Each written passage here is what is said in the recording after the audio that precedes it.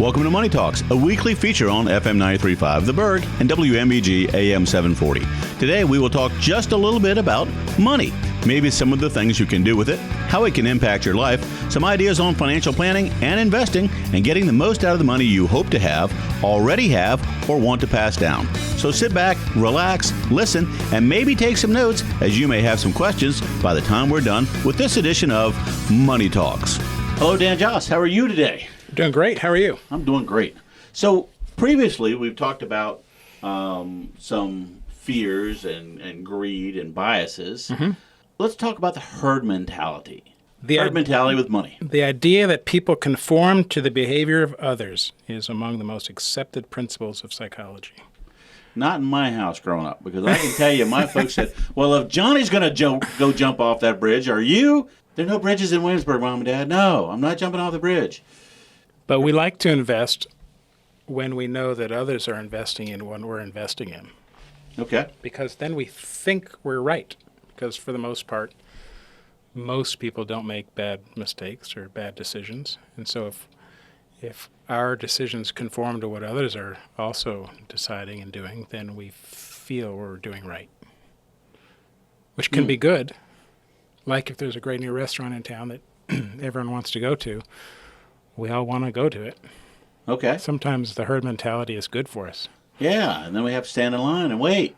That's when it's bad for us. That's when it's bad for us. Okay. All right. That's right. But maybe they had great cheeseburgers there. Or was it a bacon cheeseburger? That's right. Yes. The herd mentality can be harmful when we're doing what others are doing in an irrational way. And so that adds, if we're selling because someone else is selling, or someone else is selling because we're selling, then that could cause the markets to really drop. And we saw that in 2007, 2008. And the markets dropped 40%, and international markets dropped even more.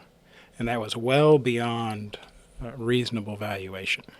Okay. So those were two biases working together, fear and the herd mentality. Everyone was doing what was not in their best interest. Okay. And that's illustrated if the listeners Googled the Millennium Bridge in London, we see people acting in their own best interest, actually causing more harm for the total group. Okay. The Millennium Bridge was a foot traffic bridge that opened and started to sway, and so all the individual people on the bridge started to step counter to the sway, causing the sway to be even worse. Wow. So they had to close it down and reinforce it, and then they reopened it. Okay. It's a really neat study in us doing things in groups that aren't really in our best interest. But we think they are at the time. But we think they are, and if we think about it, but just instinctively we do things, and if we're doing it as part of a group, we feel better about it. Okay. Which may or may not be helpful to us. Kind of like a lot of fashion from the 80s. Yeah, fashion and hairdos and wide collars and platform shoes. Yeah, there you go. Okay. Maybe the 70s. I suppose each area's each decade has its own fashion faux pas. But are there some times where it's helpful to work as the herd mentality does? Sure. Society performs well when we work together. Okay.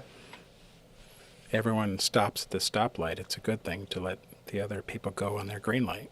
We're doing what others are doing. Okay. Society functions well with the herd mentality in many places. Right.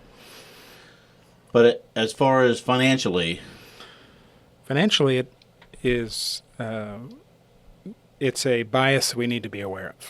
So it's not right or wrong. It's just be aware of it. And sometimes it can cause harm, and sometimes it can do well. But because it's a natural instinct for us, we should just be aware that it's over here and separate from really thinking about an investment or having a plan to do something.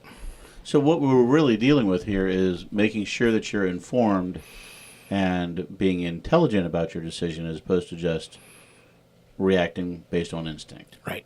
I previously talked about fear and greed and reacting and how that can mess up our plan. Right. By deviating from our plan. Going along with what everyone else does also could mess up our plan. It causes us to deviate from an investment plan. All right.